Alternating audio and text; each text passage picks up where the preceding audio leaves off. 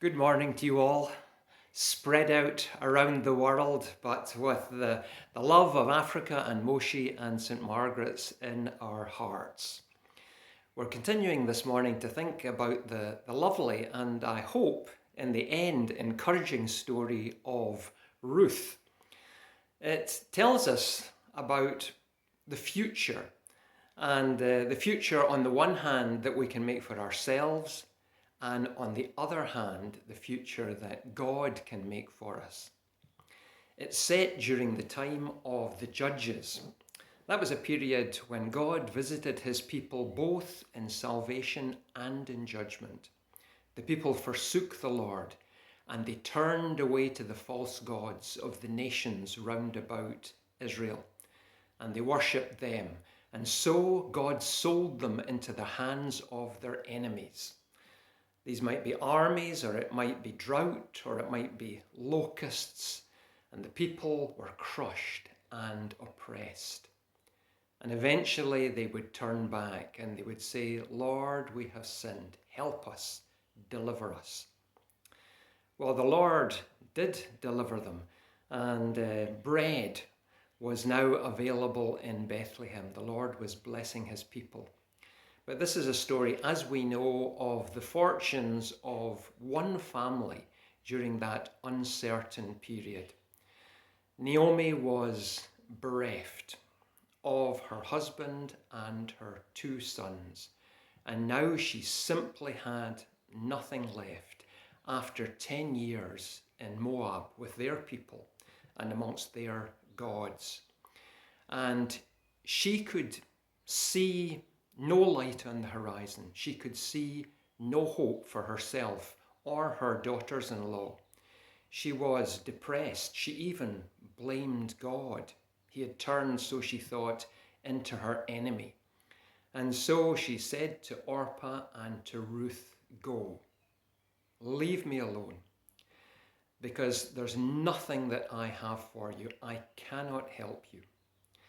And Orpah, she turned back to her people and her gods. These gods of the ancient world, gods of death and of sex and of war and of slavery, still present in the world today. The gods of abortion and of sexual liberation and of regime change and of trafficking and all these things, the ways of the world, which we don't really want to be part of, but inevitably we're sucked into. Orpah goes back and we hear nothing more about her. But Ruth goes on. Why does she decide to go on? Why does she decide to leave her land and her people and her gods behind? I wonder if it was because in the early days she used to sit by the fire as they were having supper and listen to the great stories of the God of Abraham and Isaac and Jacob, and hear about Joseph in prison and hear about Moses and the escape from Egypt. And she fell in love with this God and its people. In any event, she comes up with one of the best statements of faith in the whole Bible. She burns her boat. She's in lock, stock and barrel with a whole heart. And she says to Naomi, I will go where you go, and I will lodge where you lodge. And your people will be my people, and your God, my God. And where you die, I will die also and be buried. And may the Lord do to me the same if I forsake you before you die. Now, this is a wholehearted statement of allegiance with an oath at the end. Great faith. Remember Jesus speaking to that other foreign woman, the Syrophoenician woman, who spoke about the crumbs under the table. And Jesus said, daughter, you have great faith and you will be blessed. And we'll see that Ruth is going to be blessed too.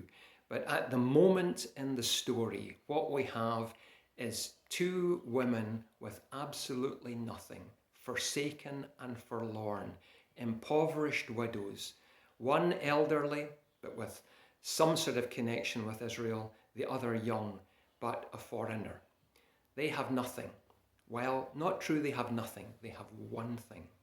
They have faith. And that brings them a connection with God. And God is planning a future for them. It's going to be a very down-to-earth procedure whereby they inherit this future. All sorts of challenges await them, but nevertheless they're going to grow as people do in all great stories, and they're going to receive what God has for them. And may the same be true for you. May it be God's future for your life and his blessing, even when things seem jolly difficult and trying. Blessings to you all. Bye for now.